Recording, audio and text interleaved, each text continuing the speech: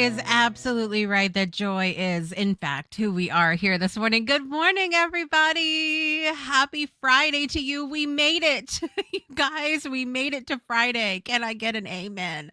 Welcome in, everybody. It is Friday, May 22nd, 2026. I'm your host, Jessica Dugas, and this is Project Joy Live. Of course, it is your triple shot of good vibes every Monday, Wednesday, Friday at this 9 a.m.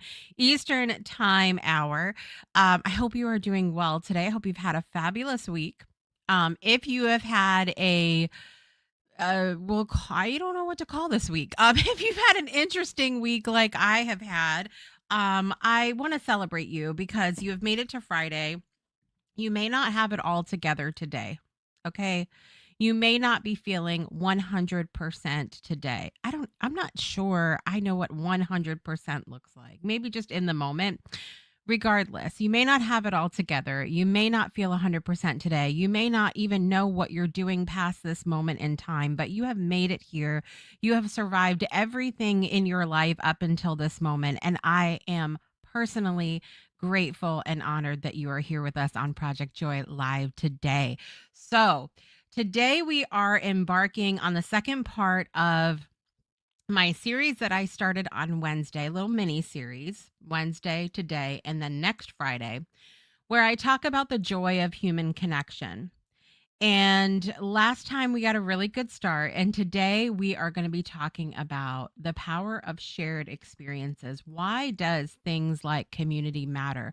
Why does it bring more joy? We're going to dive into that in a couple minutes here. So stay tuned.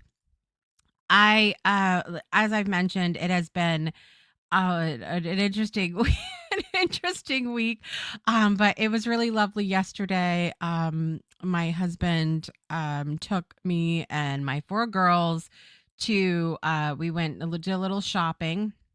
We went to see if we could get some dresses for the girls. For my second oldest daughter, my fourth oldest child is graduating high school very soon.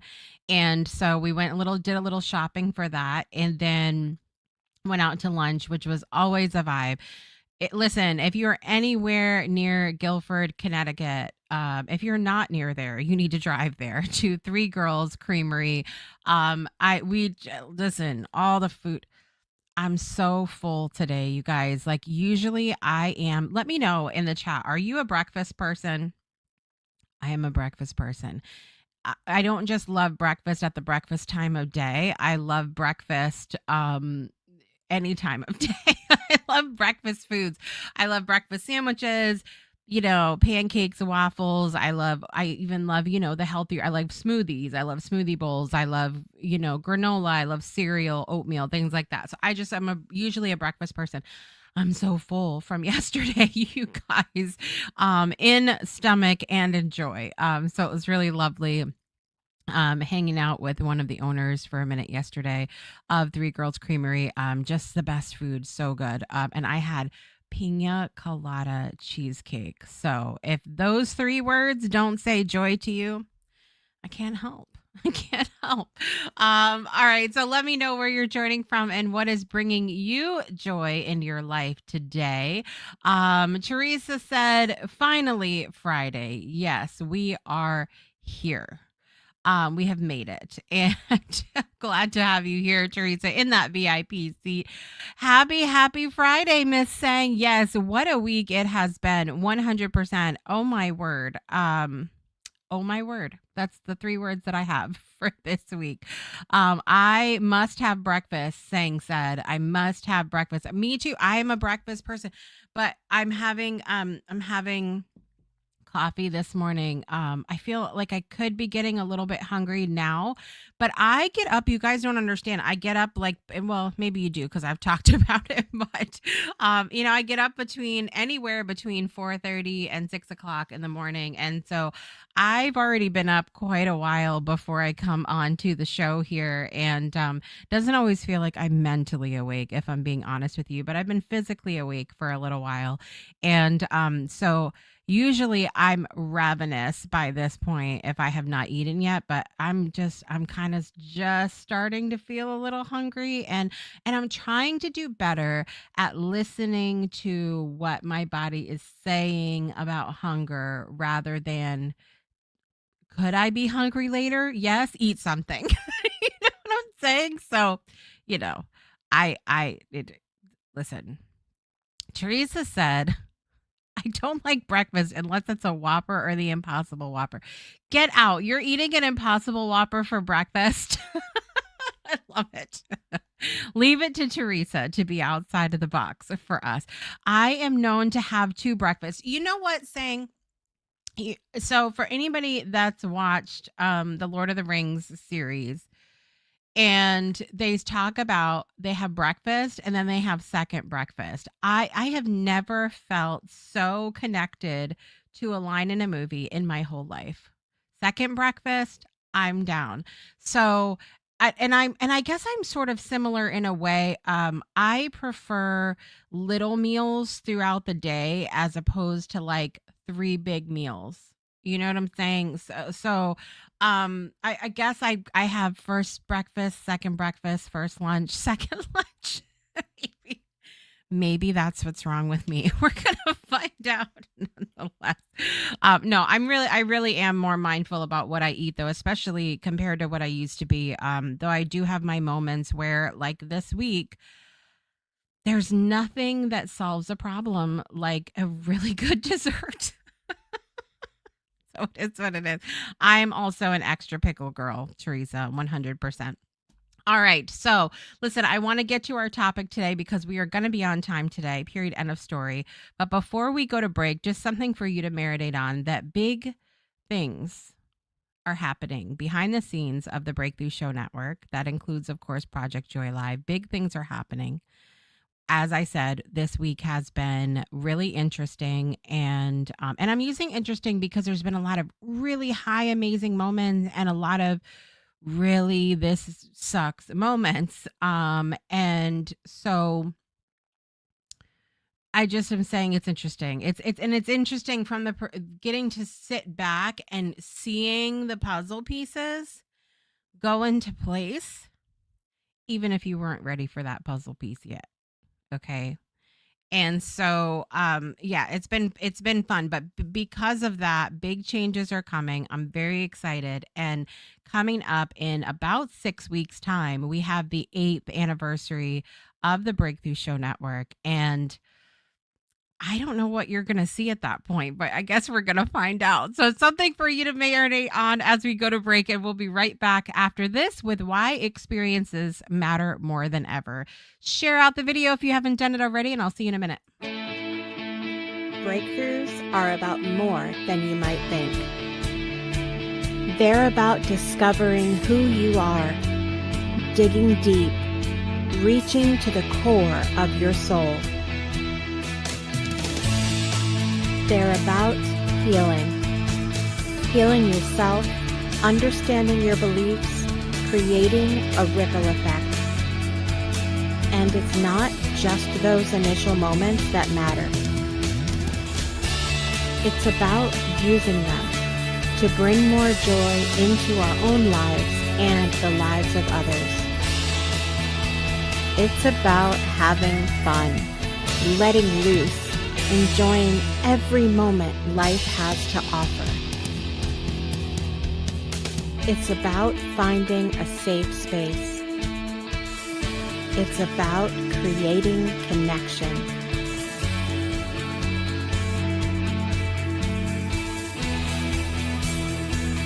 Join us each and every day for exclusive programming, special events, and a community to call home, where we invite you to explore, change the way you look at and live your life, and go beyond the breakthrough. So we ask you, are you ready?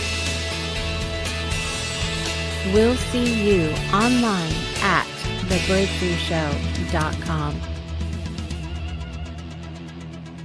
Welcome back, everyone, to Project Joy Live. Today is, as I mentioned earlier, Friday, May 22nd, 2026. I hope you are doing amazing today. We are continuing the second part of my series, The Joy of Human Connection, with a conversation about the power of shared experiences today. From concerts and coffee conversations to communities, nostalgia, and collective memory, we are going to explore why experiencing things together creates such a deep emotional impact. And I also want to really focus on the intentionality of it. Do we know amazing things happen in community randomly coming together? Absolutely. But I believe even that randomness comes as a result of the intentional choices that we make, the things that the foundation that we lay. What are those values, personal values that we have? What are those goals or the forward vision that we have for our life? And then when we live according to that, those other random happenstance things can come along and make for those joyful shared experiences. So some of the things we're going to talk about today, let's just dive right into it. Number one, why is it that shared experiences actually stay with us? What makes certain moments unforgettable when they are experienced with other people? First thing is, there's typically when other people are involved, we're not just managing our own emotions, we are experiencing the emotions of others. And when we're in, we go to a concert together, we attend a workshop together, we go on a road trip together, we are experiencing the container we're in for ourselves, but we're also witnessing and experiencing the way that others that are with us are also processing through the container that you're in emotionally, right? So there is sort of an emotional amplification, if you will, of the shared experience, and that can stick with you. It might not even be, again, we've talked so much recently about, creating an experience versus just throwing content out there when we're in the digital creation world. And when we do that, we really have the opportunity of having people making things more memorable for people. So they might not always remember exactly word for word what you've said, but they remember how it feels. And I think a lot of times, because of the emotional processing and reaction from other people, they become more memorable experiences. Prime example for this reminds me of opening gifts with my kids on Christmas morning. I don't always remember what the gifts were. I really don't. A lot of the times, my memories are coming from the way the kids reacted, or the excitement, or the buzz that's created, or the tears that were shed and things like that. So there's an emotional amplification that happens. We also have the opportunity of collective memory. So again, when I'm participating in something, I'm seeing things from simply my perspective, which we know that our vision only goes so far, only seeing certain things. When you're with other people, have you ever been somewhere with someone and you're looking at something and you're locked into whatever that is, and then the person you're with goes, look at this over here, wait, look up at this over here. So we sort of have these experiences where we've got more of a wider view, a bigger vision than if we were just by ourselves.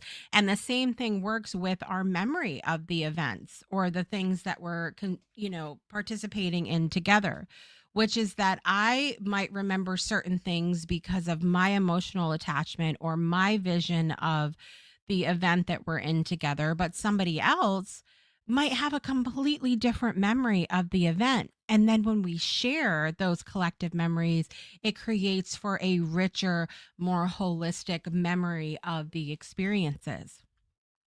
The other part is, we've talked about it so many times on the network, this need for humans to feel seen, heard, and valued, right? And when you are in an experience with other people, again, concert, workshop, whatever, there's also the feeling of being witnessed that's there. And this might not necessarily be completely on the surface of like, I love that I went to this concert and I felt witnessed. That's not what I'm talking about here. But just to have that feeling of like, I'm not alone in what I'm experiencing right now and feeling seen in that moment. There's also, going back to the emotions, there is shared emotional energy as well. Have you ever been excited about something in your life and then you happen to tell somebody that is your biggest cheerleader and they're even more excited than you were excited? So now you're more excited. And it's this sort of contagious energy that happens. We also know that it can go the opposite direction where you can be involved in a situation, an experience, whatever, with somebody else, and you could be having a great time and something happens with the other person, and now something maybe that unexpected, sad, frustrating, angry, they're feeling all the things, you can feel that as well. So it ultimately, the biggest reason why I think certain moments are unforgettable like more so with other people than by ourselves is because we really have that emotional amplification happening there. We have a bigger vision of what is going on. The second thing I want to talk about is with specifically about concerts and live events. Why do concerts, conventions, live gatherings, 90s con feel so emotionally powerful? I have talked to you guys about the fact that I go to 90s con every year and I have a tremendous amount of grief that I experience afterwards. And I think there's a lot of reasons for it. I think, like I've shared, I'm a very nostalgic person, that kind of like you're living in the world of the 80s and 90s for 3 magical days. And then you're like, wait, where am I?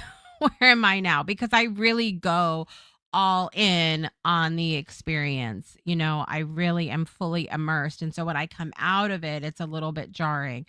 And then there's also that energy of being together with other people is just so powerful. And so, with this grief that we sometimes experience after events, some of that can be because that connection isn't there anymore. A lot of us aren't necessarily making the effort to continue the connection after the fact. When you go to a concert, you're singing together. There's anticipation and build up for the event. You have a shared identity with other people. When you go to a concert, when we went to see the concert the other night with Blackstreet, everybody was there to see Blackstreet. Doesn't matter where you came from, doesn't matter what point of the journey you're on with knowing their music, everybody's there and has that shared identity of being a fan of whoever they're going to see. It creates a sort of temporary community.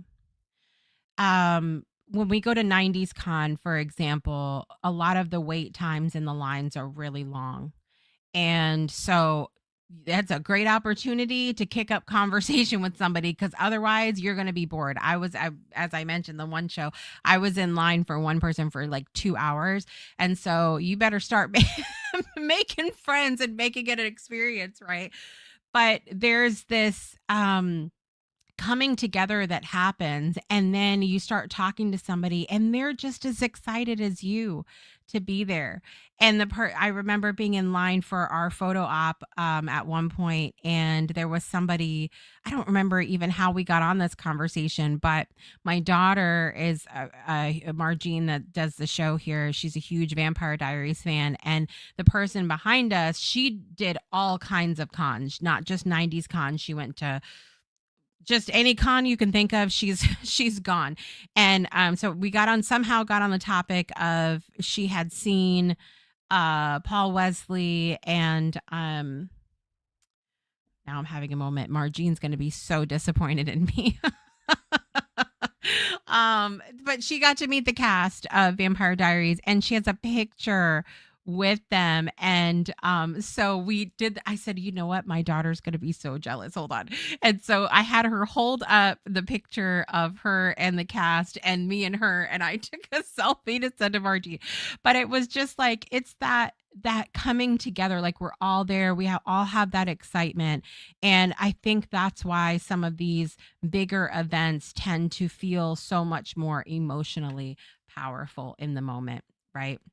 I can only imagine Teresa has shared with us so many times when she has gone to Solid Gold or, these celebrities that she's met or whatever else. And I think I would be so bold as to say that some of those were so powerful because she was there with other people. And I would be interested, Teresa, to hear what you think about that.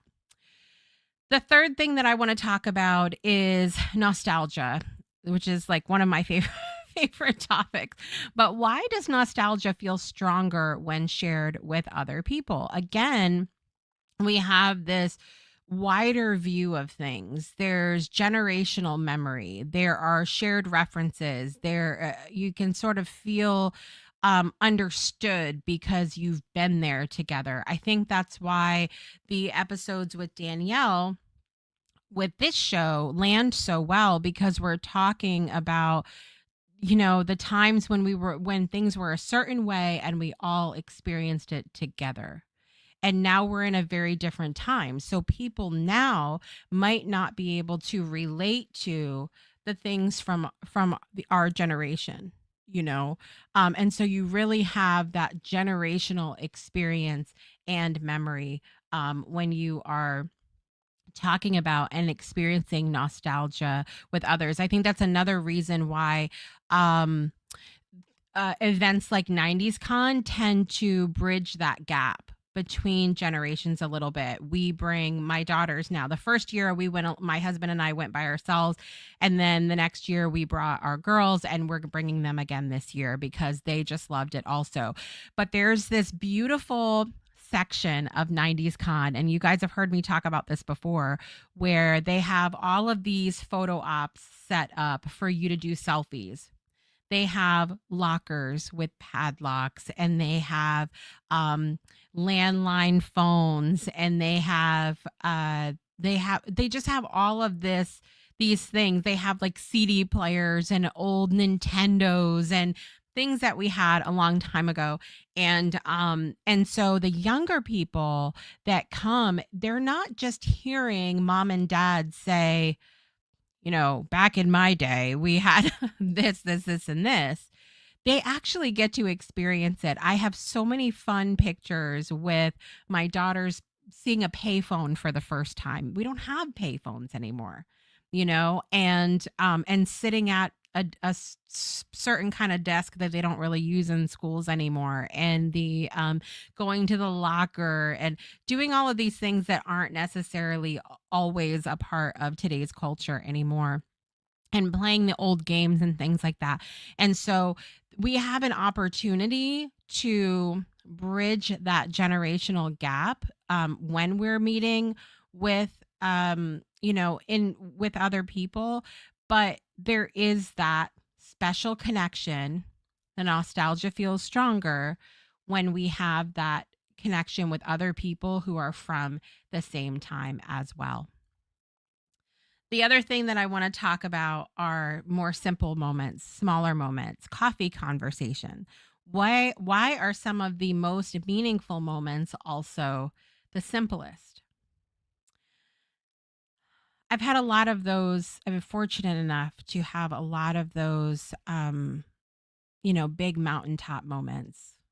Big moments like the conferences and going on trips or big things happening, right? And as I shared, a lot of times there is that grief that happens after that decline that happens after those big shared moments that we have.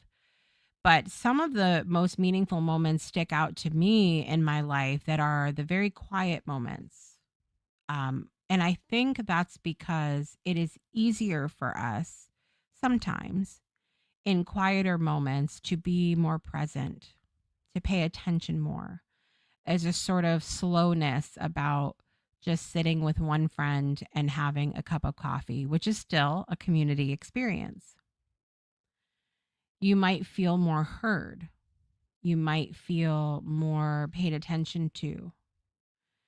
And so those moments, just as much as these big, concerts and cons and workshops and all of that, the small moments may stick out even more because we were able to slow down and really be present. And it kind of, as I mentioned, sometimes it takes other people and communities to have that wider vision of what you're experiencing together. I feel like it's easier. We don't always need more people in those smaller moments. We can have that, wider vision ourselves because we can be more present. We're not darting our attention everywhere. The final thing that I want to talk about on this topic is experience creation. What changes exactly when we intentionally create experiences instead of delivering information? Obviously, this ties a lot into the work that I am doing as an individual right now with people, talking about emotional design, audience participation, belonging, transformation over consumption, participation over, taking information in and then that's it. But when we intentionally create spaces for people to have some of these things that we talk about today, instead of this is the information I want to deliver and this is what I want people to get out of it, end of story. If we are intentional about the community and coming together that we create for people, those experiences, that information you want so desperately for people to take in is going to be remembered. What if you had information to share and you decided, hey, um, I'm going to get a group together for this information. We are going to do an activity together. Then we're going to have breakouts and people can have that one on one experience. Then we're going to look back over our journey together, find those common threads that tie us all together. Those are all part of creating an experience, and they all tie in to each and every point that I talked about today. That's going to make things stick with them. Maybe you sing a song together. I'm always singing all the time. All the time. And for the longest time, I stopped being vocal about the fact that I love music. I used to sing, perform, and all of that. And even though that's not what I'm doing now, I thought, like, well, I can't be this, walking musical, this sing-songing person that I am, because that doesn't tie into this, you know, persona or whatever that I have created, for myself and business and my network and all of that. But I just at some point, a couple years ago, I was like, no, that's part of who I am. And people remember stuff like that and they will sing with you. Why? Because that is the power of community. It's why shared experiences matter. And it matters now more than ever because going back to some of what we talked about when we're at these concerts and live events, life is like a concert and a live event right now because we are so bombarded with information from every direction. We've had conversations before, like how many courses have you bought that are just sitting there in a folder, not being used? How many communities have you joined that you never show up to? How many times have you said, "Oh, I'm going to do this and this is going to change," and then we don't do it? And it's because we keep getting distracted by all the shiny things. We are not using what's right in front of our faces. But when we come together in community, when we commit to, okay, I'm going to be intentional about having shared experiences, Now we have accountability. We are seen, heard, and valued. We are reminded of, hey, look over here. Like you said, you wanted to focus on this. Let's focus on this. Right. So let me know as we break to our poem today. Do shared experiences matter to you? And if so, are you willing to be more intentional about having the most rich shared experiences you can have in your life? And we'll be right back after this.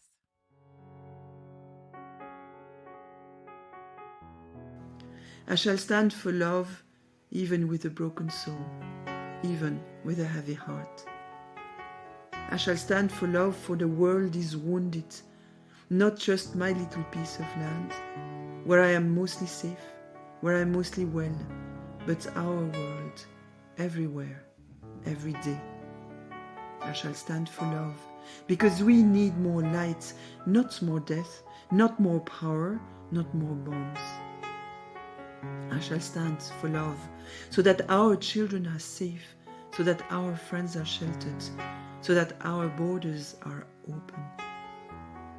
I shall stand for love, even with a broken soul, even with a heavy heart. Welcome back, everyone, to Project Joy Live. I'm your host, Jessica Dugas. Always thrilling to have you here with me. As I mentioned, this was part 2 of our Joy of Human Connection series. I will be finishing up the final part next Friday. So, as a reminder, we have no episode on Monday because it is Memorial Day. I'm going to be grilling outside. I'm going to be barbecuing with my family. We're going to do bubbles. We're going to play with chalk. We're going to do some jump rope and double dutch, good old fashioned fun. It's what we're going to be doing on Monday. And so I would encourage you to do the same. Step away from the computer for just a minute. Have that amazing time with your family, your friends, or even just with yourself. Have an amazing time with yourself. And then Olivia will be on the show on Wednesday, and I'll be back to finish up this 3-part series on Friday. So I hope that it has been helpful for you so far. Teresa was saying, I'm so interested in this creating of experiences. And I think really this work that I've been doing and this big shift that I made in my personal branding and all of that has really been about a being, like a commitment, a willingness to create, to be a part of and create experiences. It's not a matter of, well, we need to have this exact structure in place or do this one particular thing.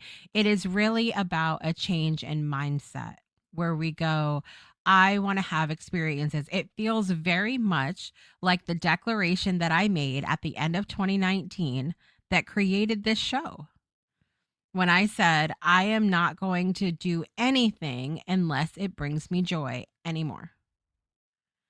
And that's what led to the original Project Joy Live podcast, and then moving into our live stream show, our morning show here. So it's magical what happens. And I think that when that same shift happens, when we go, I'm going to commit to intentional experiences, not just for myself, but for others, it changes everything. It changes everything about the way we present information, the way we show up in the world, our level of participation.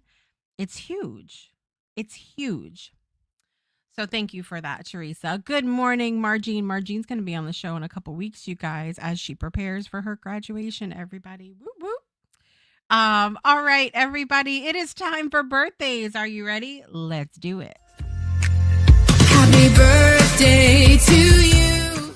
All right, everyone. I have no friends on my friends list with birthdays today. Wild. Wild. What are you guys doing with your life? Obviously, that's no one's fault. I just need to meet more people that were born on May 22nd. Goals to have somebody to mention every day on my list. All right. So In the world of celebrity, though, this so funny that Marjean's here right now because it is Jennifer Goodwin's birthday today. She's 48 years old, actress. You guys might remember her from the show Once Upon a Time or Big Love, which I loved that show, and it was a whole mess. But Jennifer Goodwin played the character. You ready for it? Marjean. She played the character Marjean, and that was the only place I had ever heard that name before. But she spelt it M-A-R, I think Margene is how she spelt it. And I was like, you know what? I love that name. And I wanted something that would lean to my grandmother, whose name was Marjorie, Marjorie. So that's how I heard the name first, played by Jennifer Goodwin. And and the MARJ, the different spelling had everything to do with my grandmother Marjorie. So that's how Marjean got her name. Fun fact. Happy birthday, Jennifer Goodwin. And thank you for the inspiration. Not that she came up with the name, that was the writers, but at any rate, singer Morrissey is 67 years old today. Also, the incredible singer that was originally part of New Edition, then the group LSG, Johnny Gill, is 60 years old today. Woof. All I can hear in my candy girl, like we were so little. Everybody was so little, and now 60 years old. Okay, I'm done. I'm done with that. Let's get our birthday song on. Here we go. Happy birthday to you. Happy birthday to you. Happy birthday, dear Jennifer Goodwin Morrissey and Johnny Gill. Happy birthday to you.